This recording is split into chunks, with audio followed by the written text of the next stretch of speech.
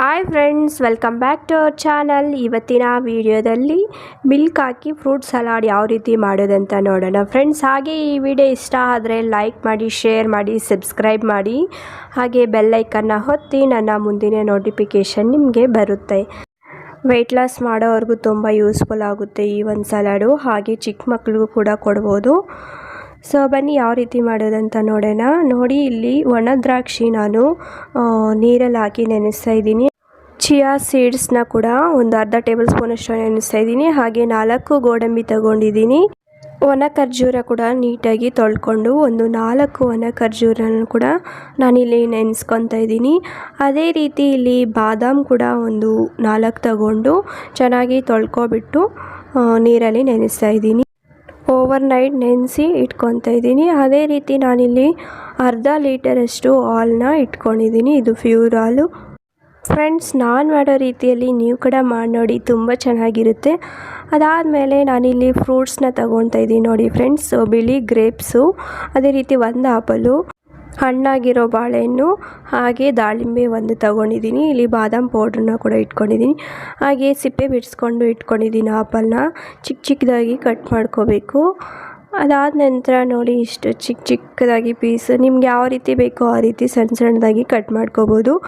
ನೋಡಿ ಫ್ರೆಂಡ್ಸ್, ಇಲ್ಲಿ ನಾನು ಸಿಪ್ಪೆ ತೆಗೆದು ಕಟ್ ಮಾಡ್ಕೊತಾ ಇದ್ದೀನಲ್ವ, ನೀವು ಬೇಕಾದರೆ ಸಿಪ್ಪೆ ಇಟ್ಕೊಂಡು ಕೂಡ ಕಟ್ ಮಾಡ್ಕೋಬೋದು. ಸೊ ನೋಡಿದ್ರಲ್ವಾ. ಅದಾದ ನಂತರ ಇಲ್ಲಿ ದಾಳಿಂಬೆನ ಒಂದು ತಗೊಂಡಿದ್ದೀನಿ. ಅದನ್ನು ಕೂಡ 4 ಕಡೆ ಈ ರೀತಿ ಕಟ್ ಮಾಡಿಕೊಂಡ್ರೆ ಈಸಿಯಾಗಿ ಕಟ್ ಮಾಡ್ಕೋಬೋದಲ್ವಾ. ಅದಕ್ಕೋಸ್ಕರ ಈ ರೀತಿ 4 ಕಡೆ ನಾನು ಸ್ವಲ್ಪ ಕಟ್ ಮಾಡಿಕೊಂಡು ಇಟ್ಕೊತಾ ಇದ್ದೀನಿ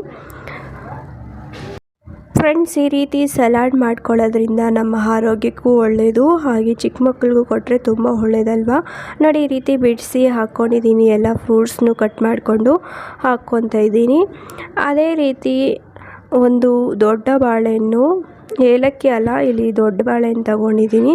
ಅದು ಹಣ್ಣಾಗಿರಬೇಕು. ಅದನ್ನು ಸಣ್ಣದಾಗಿ ಕಟ್ ಮಾಡಿಕೊಂಡು ಹಾಕ್ಕೊತಾ ಇದ್ದೀನಿ ನೋಡಿ ಫ್ರೆಂಡ್ಸ್.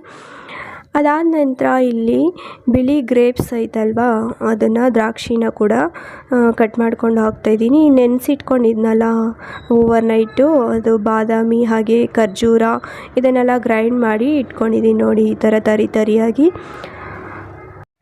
ಚಿಕ್ಕದೊಂದು ಬೌಲ್ ಇಟ್ಕೊಂಡು ಅದಕ್ಕೆ 1 ಟೇಬಲ್ ಸ್ಪೂನಷ್ಟು ನಾನು ತುಪ್ಪನ ಹಾಕಿ ಸಿಮ್ನಲ್ಲಿ ಇಟ್ಕೋಬೇಕು. ಇಲ್ಲಿ ನಾನು ಮೀಡಿಯಮ್ ಫ್ಲೇಮಲ್ಲಿ ಇಟ್ಕೊಂಡು ತುಂಬ ಹೊಗೆ ಬಂದುಬಿಡ್ತು.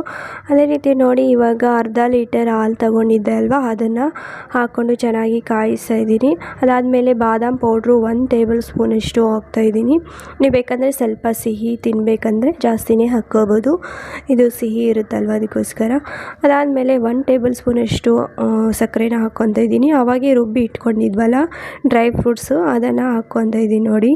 ಕಟ್ ಮಾಡ್ಕೊಂಡಿರೋ ಒಂದು ಇದಕ್ಕೆ ಹಾಕ್ತಿದ್ದೀನಿ. ಅದಾದ ನಂತರ ಹಾಲು ಕುದೀತಾ ಇದೆಯಲ್ವ, ಅದಕ್ಕೆ ಒಂದು 2 ಕೇಸರಿ ದಳನ ಹಾಕ್ಕೊಂಡು ಚೆನ್ನಾಗಿ ಮಿಕ್ಸ್ ಮಾಡ್ತಾಯಿದ್ದೀನಿ ಫ್ರೆಂಡ್ಸ್. ನೋಡಿ, ಇವಾಗ ಚಿಯಾ ಸೀಡ್ಸ್ನ ನೆನೆಸಿಟ್ಕೊಂಡಿದ್ವಲ್ಲ ಅವಾಗೆ ಅದನ್ನು ಹಾಕ್ತಾಯಿದ್ದೀನಿ. ಸೊ ಅದಾದ ನಂತರ ಈ ಫ್ರೂಟ್ಸ್ ಎಲ್ಲ ಕಟ್ ಮಾಡಿ ಇಟ್ಕೊಂಡಿದ್ವಲ್ಲ ಅದನ್ನು ಕೂಡ ಹಾಲಿಗೆ ಹಾಕ್ತಾಯಿದ್ದೀನಿ. ಸೊ ನೋಡಿದ್ರಲ್ವಾ, ನಮ್ಮ ಒಂದು ಮಿಲ್ಕ್ ಫ್ರೂಟ್ ಸಲಾಡ್ ಯಾವ ರೀತಿ ರೆಡಿ ಆಗಿದೆ ಅಂತ ಹೇಳ್ಬಿಟ್ಟು. ಸೊ ಈ ವಿಡಿಯೋ ಇಷ್ಟ ಆಗಿದೆ ಅಂದ್ಕೊತಾ ಇದ್ದೀನಿ. ಸೊ ಇಷ್ಟ ಆದರೆ ಲೈಕ್ ಮಾಡಿ, ಶೇರ್ ಮಾಡಿ, ಸಬ್ಸ್ಕ್ರೈಬ್ ಮಾಡಿ. ಮುಂದಿನ ವಿಡಿಯೋದಲ್ಲಿ ಸಿಗೋಣ. ಅಲ್ಲಿವರೆಗೂ bye bye, take care friends, love you.